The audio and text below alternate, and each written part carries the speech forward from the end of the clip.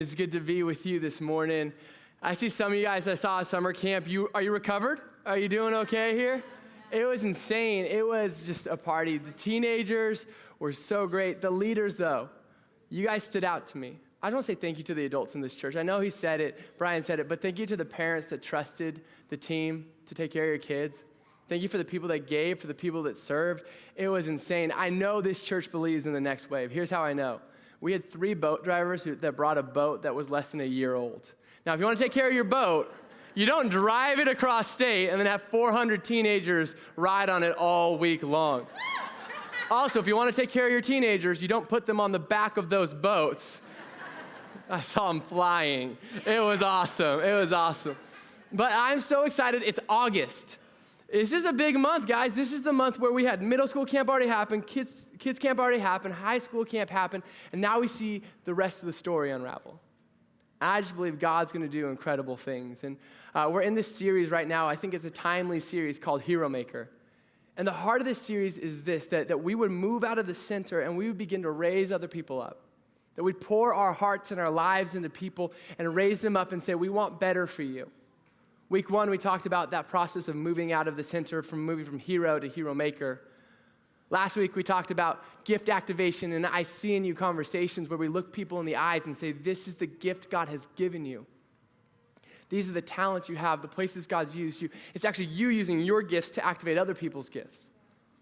And today I want to talk about this. How do we set people up for a future that's better than ours? How do we set people up for success? Would you do me a favor? Would you pray with me this morning? Jesus, we are so excited for what you're doing. Thank you for those students that engaged and encountered you. God, thank you for the moments that you showed up this week. God, for the moments you've been speaking to our lives. This morning, would you put people on our hearts? Would you give us eyes to see the people you want us to go in front of? And would you give us eyes to see the people you want us to follow? Would you give us wisdom? And would you speak straight to our hearts, God? And I pray just over the Mariners, God, that they would win today because we really need your help. In your name, amen. He says, ask and you shall receive, right? And we need some help. I'm mad at the whole country of Canada right now because those Blue Jays are taking care of us. I'm a sports guy. Like, that's what I am. And so when the summer comes around, I love the every 4-year sporting events. World Cup was kind of fun this year. Any soccer fans in here? Anybody? We got like 3. Awesome. Go Seahawks. But the World Cup just really whet my appetite for the Olympics. I love the Olympics. I love it because the sports I normally watch, I don't care about, and I care about the sports I don't care about the rest of the year. Like if basketball's on and gymnastics on, do you know what I want to see? I want to see how we do on the beam. I want to see if the floor routine is good. I want to see the stick it moment. All right? Coach me on that later, any gymnasts in here. I need to get that one down. I watch swimming and running, and I never watch track and field any other time of the year. But there's this one event in track and field that stands out to me during the Olympics. It's the 4x100. If you know the 4x100, it's like the most exciting running event you got. It's 4 people running 100 meters each, finishing a loop around the track. They're set apart a distance, and they're running, and there's this 20-meter zone where you have to pass the baton off to somebody else. You got to time it perfectly. You got to get it going, grab it, and you keep going. And I love it because U.S. women dominate at this event. In 88, they won gold. In 92, they won gold. In 96, they won gold. In 2000, they won bronze. It's okay, there was Y2K, we were figuring stuff out. In 2012, they won gold. In 2016, they won gold. But there's a gap there. 04 and 08, what happened? 04, they were in the finals. They were the favorites, or tied with the favorites with Jamaica. You didn't know who was going to win. They were running, and you watch it. You're listening to the person. They hand it off. It's going well. And somewhere in the second and third handoff, there's a bobble that happens. They get DQ'd. They can't win a medal. Can you imagine working that long for that? You're there. You're in that moment. It's like a 40 to 43-second race, and you're handing off the baton. It bobbles, and you're like, this one's on me. So what they do, they went home and they worked on it. 2008, they came back with by far the fastest team. First round, qualifiers, they're going. First handoff, perfect, they're 2 strides ahead. Second handoff, perfect, they're 3 strides ahead. Fourth handoff, they're 4 strides ahead. They hand it off, and they just can't do it, and it drops. And that race is too quick to drop a baton, and they're done. Do you know what they went home and did? They went home and they found the handoff zone and they practiced over and over and over and over again. 2012 comes, they end up winning gold. They do have like a bauble, but it's because they got bumped into and whoever did that, we're mad at them. But they handed it off and it was a beautiful moment. Today I want to talk about when we're leading and we're following and when there's the moment we got to hand off responsibility. We got to hand off authority. We got to hand something off to somebody. And maybe you're in here, you're a business person, you got to hand off a job. Maybe you're in here, you're a coach, you got to hand off some responsibility. You're a parent, you're trying to hand over, like you can take care of yourself. There are things you need to do. You're a spiritual mentor and you're trying to hand over the faith. I want to talk about how we hand it off best. And just with the disclaimer, if you're in here and you're like, I've dropped the baton, I don't know if I can do it, we've all dropped the baton.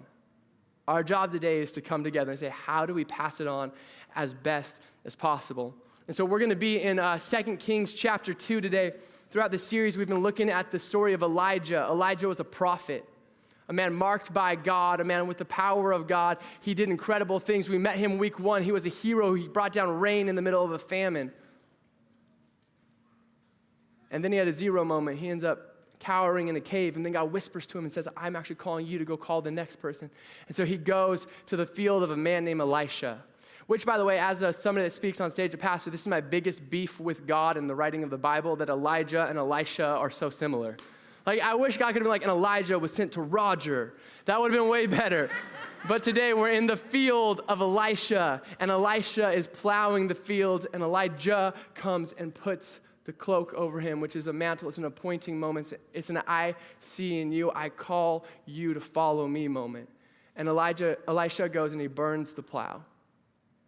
He says, I'm done with this, I'm following you. Today, my hope is that if you're in here and you're an Elijah, you're a mentor, a leader, a coach, a parent, wherever you're at, that God would speak to you in the baton pass. How do you begin to hand over authority? Some of us today, we're just working on practicing. Some of us know we have something we got to hand over. And if you're an Elisha in the room, I want to begin that conversation today. How do you grab it and run as best as possible? And so we're going to be in 2 Kings chapter 2. I want you to know 7 years have passed since the appointing and to this moment. Sometimes there's a break between an appointing and an anointing. An anointing and an appointing, excuse me. Sometimes there's a break in the moment from when you're called to when you're actually activated. 7 years have happened. Elisha has been walking and watching and learning what Elijah's been doing. It's funny, in Scripture, the only thing we know that Elisha has done is he's washed the hands of Elijah. Elisha's in this room. Would you get really comfortable serving the people you're following? Lifting them up, doing whatever it takes to say, I want to encourage you. I want to be valuable to you. I want to support you. I'll do whatever it takes to watch and learn how to get what you got. And we're here today in chapter 2. It's a moment when he's about to hand over the baton, and I want you to know the Bible is weird. It says this, and when the Lord was about to take Elijah up to heaven in a whirlwind, let's pause there for a minute. There's 2 people in the Old Testament that get a bypass death. It's a guy named Enoch, and it's Elijah. And there's just this moment when he's going to get taken up in a whirlwind. So do you want to be buried or cremated? Whirlwind. Let's go. Elijah and Elisha were traveling from Gilgal. And Elijah said to Elisha, stay here, for the Lord has told me to go to Bethel. Elisha, stay. But Elisha replied, as surely as the Lord lives and you yourself live, I will never leave you. I just underlined this in my Bible. So they went down together to Bethel. The group of the prophets from Bethel came to Elisha and asked him, did you know the Lord is going to take your master away from you today? Weird question. And he says, of course I know. Weird answer. Elisha answered, but be quiet about it. Then Elijah said to Elisha, stay here, for the Lord has told me to go to Jericho. But Elisha replied, as surely as the Lord lives and you yourself live, I will never leave you. And I underlined this. So they went on together to Jericho. Then the group of the prophets from Jericho came to Elisha and asked him, did you know the Lord is going to take your master from you today? Apparently everybody knows this. Of course I know, Elisha answered, but be quiet about it. Then Elijah said to Elisha, stay here, for the Lord has told me to go to the Jordan River. But again Elisha replied, as surely as the Lord lives and you yourself live, I will never leave you. So they went on together. Today I want to speak to Elijahs and Elishas. And Elijah, in this moment, if you want to pass on the baton, here's what I see here. You have to go together when it would be easier to go alone. Go together when it would be easier to go alone. Elijah, 3 times, hey, stay here, stay here. No, I'm gonna come with you. Okay, so come with me. What's he doing? 1, he's letting himself select in. Like, I chose you, now do you choose me back? But 2, I think it's just easier to go alone. I've heard it said, if you wanna run fast, run alone. If you wanna run far, go together. If you wanna go faster, if you wanna be better, go as fast as you can. Go alone, you'll get there quicker. But if you want your legacy to last, go together. You know what Elijah has to do if Elisha comes? He has to change his pace. He's got to communicate differently. He's got to signal differently. I was in Los Angeles about 4 years ago on a missions trip. I was leading a group of teenagers down to a place called the Dream Center. And I love LA because I'm an LA driver. Some of you guys, you're like Washington drivers. I'm the person that won't put the New Life bumper sticker on my back of my car because I don't want to represent this church yet. I'm a recovering LA driver, okay? I'm working on it. Somebody came up to me after the last one and was like, I can teach you. I'm like, no, I get it. I need to work on this. But we're there and we're getting our rental cars, and I'll never forget, they pulled up in 3 candy red Chrysler minivans. And we were like an entourage of soccer moms going through Los Angeles. And I knew this. I was the leader of the pack, and I had to like get us places. And as much as I wanted to go as fast as I could, there were people following me. So I had to go like close to the speed limit. I had to turn on my blinker. I had to not weave in and out. When traffic slowed down, I actually had to like not try to just get across the lanes as fast. I had to stop. And we had the system where I would go up front, somebody would come behind me, and then we'd split, and somebody would come right in the middle, and we'd high five. No, we wouldn't high five because we're in the cars. But there was just this cool moment. And I realized when you're leading somebody and people are following you, you have to change the pace. When you're going fast, things that are intuitive happen over and over and over again that you never think about. When someone's following you and you try to lead out of intuition, it feels like an intangible ability. You feel like, I can't grab onto that. So our job is to slow down, communicate, and make it accessible. Elijah knows he's gonna have to slow down, communicate, and make it accessible. It's always easier to go alone. I have an almost 2-year-old daughter, her name's Sadie, and she came into this world, she's a joy, but she makes my floors really dirty. And I'm now like, I have to sweep all the time, and I sweep so much that I'm just like, I wanna get done as fast as possible, and guys, I'm a good sweeper. Like, we go fast, and so I'm sweeping, and Sadie has the audacity to come and try to help me. I think we got a picture coming up right here, maybe. Yeah, there she is. She's adorable, but she's the worst. Because I try to sweep, and it's like 16 times as long, because she doesn't know how to use that. It's 4 times her body. I'm not cleaning it up. She grabs the dustpan and runs away. I'm so frustrated. But here's what I know. I gotta slow down. I gotta take a moment. I gotta teach her how to sweep. I gotta give her these tools. I have to pass the baton. And guys, it's gonna take a while now, but in 5 years, she will be sweeping my floors. That's right. And we're done. No. That's the goal. Do you know what I actually know?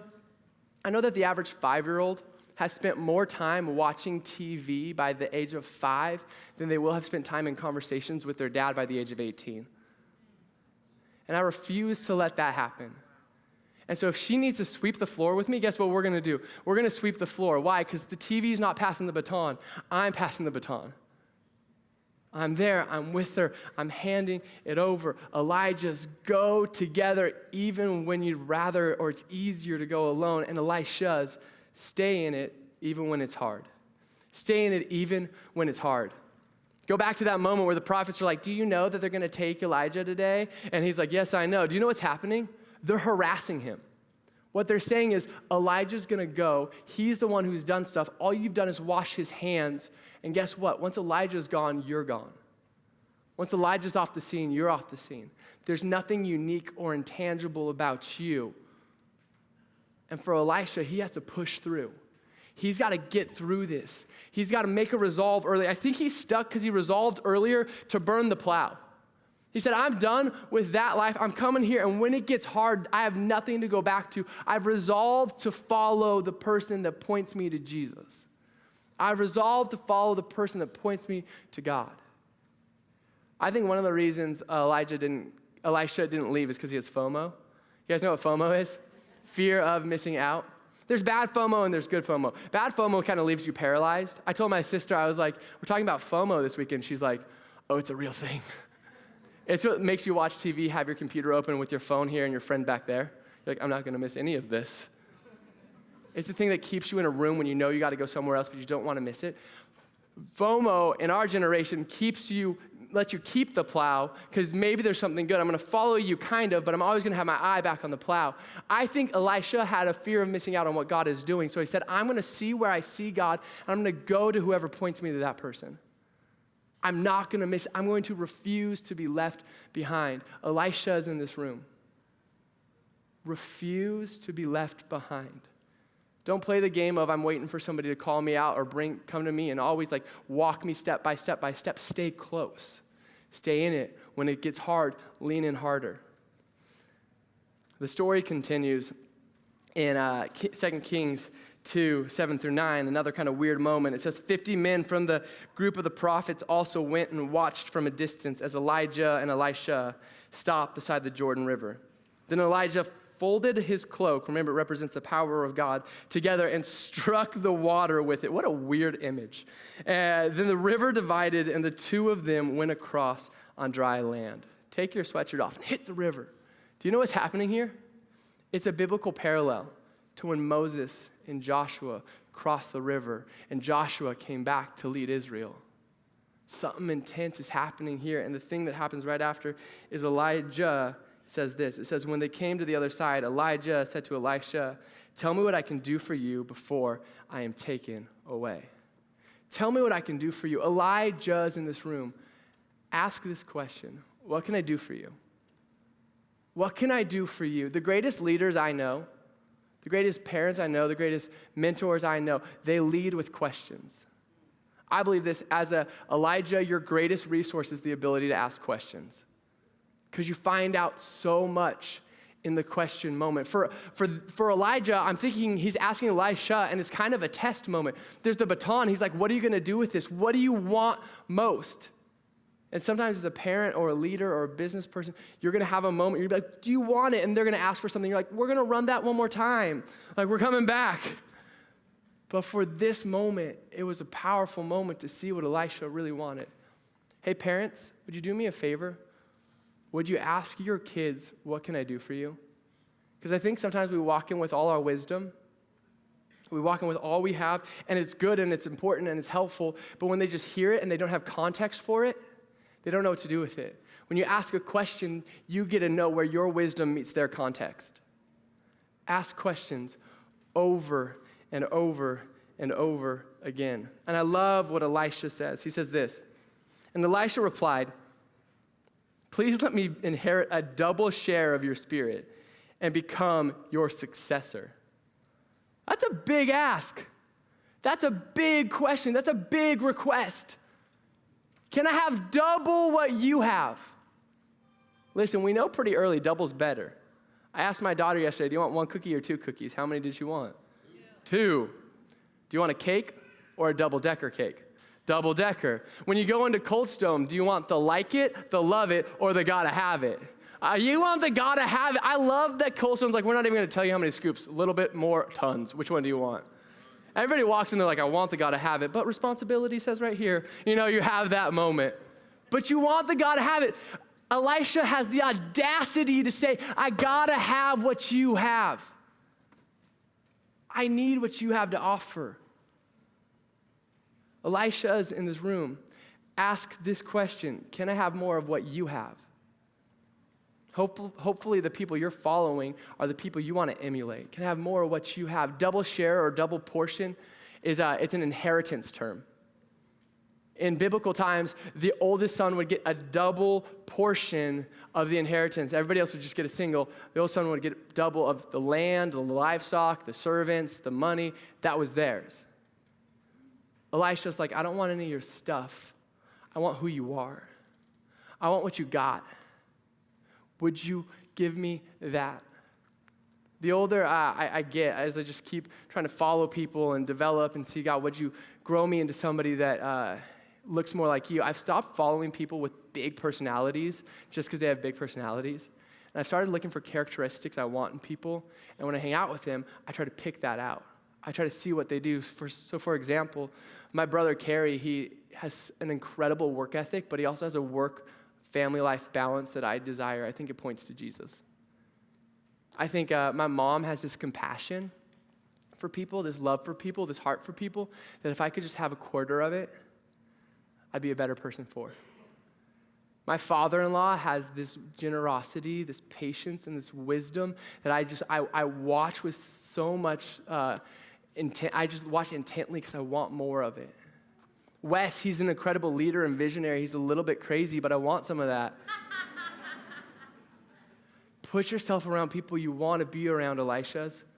Look for what they have. Lean into where they are. Find people that as you follow them, you end up just following Jesus. That's what we're going for as this church. You know what I actually think Elisha might be doing in this moment?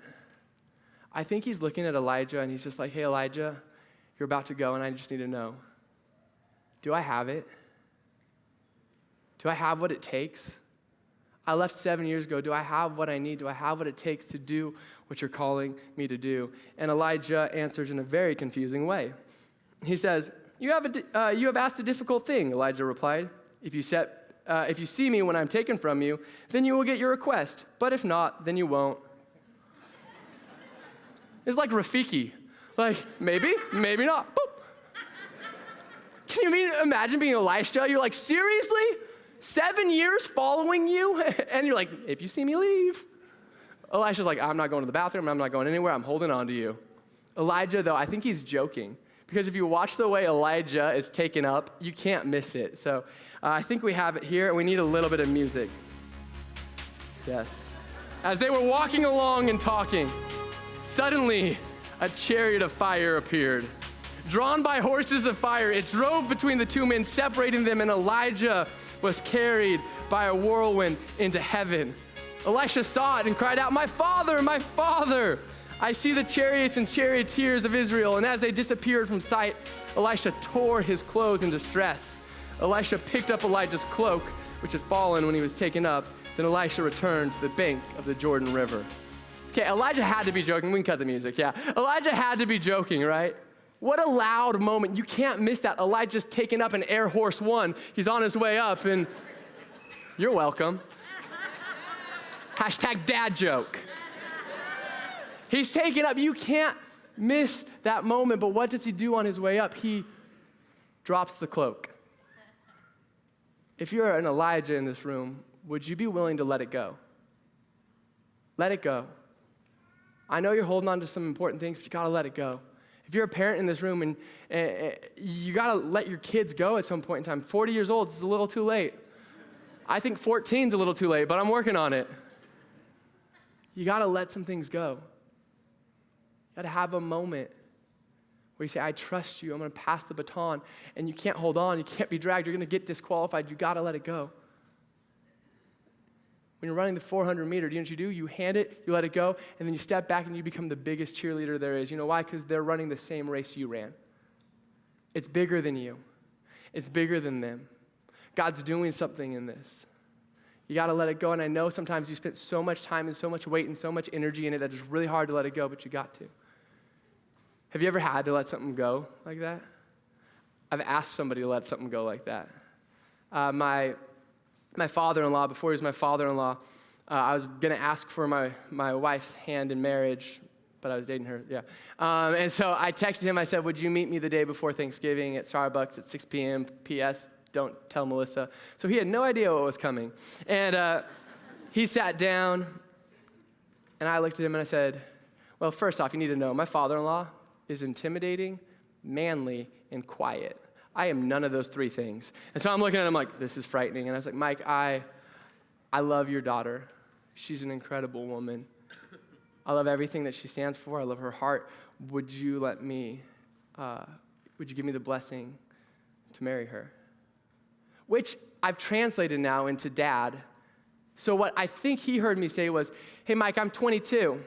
You've spent 22 years raising this girl. She's incredible. I like it. Good job. My brain hasn't fully cognitively developed yet. Can I have her?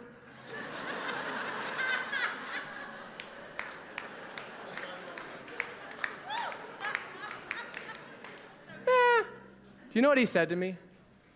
He looked me in the eyes and he said, David, at this point, we'd be disappointed if you didn't. Elijah, my hope is that as you let go of the baton, you're handing it to somebody that you look in the eyes and say, at this point, I'd be disappointed if you didn't take it. We've done this together. We've practiced over and over and over. We've swept the floor. I would be disappointed if you didn't take this. And Elijah's, the job of an Elijah is heartbreaking. Because at some point in time, they're going to drop the baton. They won't take it. They might not do it, but the moments when they do are the most amazing moments that you can have. So would you know what you need to let go of, and would you do it intentionally? As a church, our job is to raise up the next generation of leaders and say, we believe in you. We invest our time and our energy and our money into you. We invest our lives into you. So Elisha's, your job, our job, is to pick it up. Grab hold of it. I know there's a temptation when it comes to see the responsibility and go, ooh, I don't know. But grab it. Paul wrote to Timothy, he said, don't let anyone look down on you because you're young. Basically, he's saying, pick it up. I love what Elisha did. It says, after he picked it up, he went to the river. It says he struck the water with Elijah's cloak and cried out, where is the Lord, the God of Elijah? Then the river divided and Elisha went across. Where is the Lord, the God of Elisha? He grabbed it and he did what he saw his mentor do. He called on the God of Elijah. I don't know if you have a hero. My hero passed away about 1.5 years ago. It's my granddad. He was the man I wanted to be, the husband I want to be, the father I want to be, the pastor I want to be. I want his baton. And I remember standing in the room with him as he passed away in the hospice room and just watching the breath leave his body, and it left, and I literally felt like, I got to grab on now. I'm continuing that race.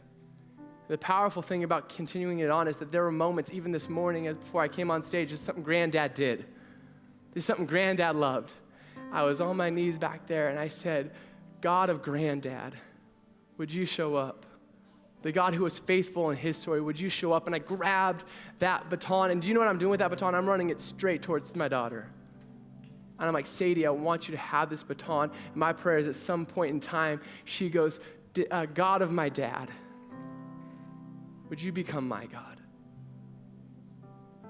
I don't know where you're going or what you're doing or what baton you have or who's following you or who you're following, but today I have one question for you. It's this: what baton are you passing and where are you in the process? What baton are you passing and where are you in the process?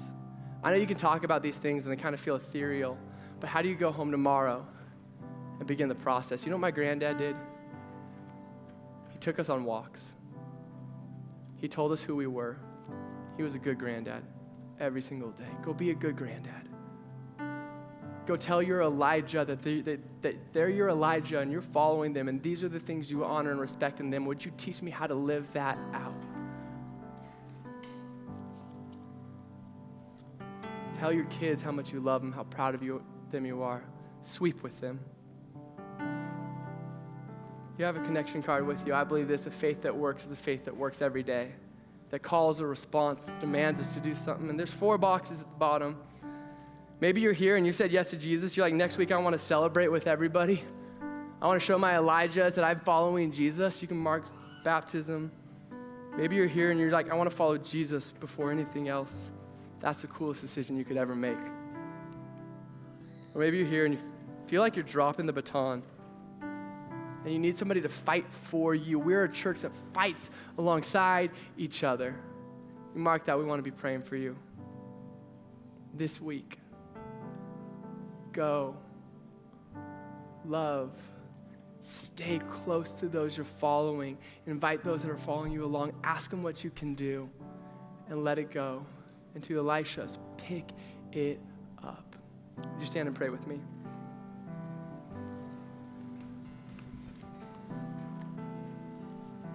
Jesus, thank you for passing the baton, for calling us to go into all the world, God, for giving us your spirit and your power and your wisdom, God. Well, we know that the race is bigger than us, God. It's beyond us, and we're here to point more people towards you, to know you, to be like you, to live like you. God, for some of us, we might be grabbing that baton today. Would you give us the courage to live the way that you've called us to live and to run the race with confidence? We love you, God. We pray this in your name. Amen. And as we close in prayer, the buckets are going to come down the aisles. You can drop your giving envelope, connection cards in here. Let's sing one more time.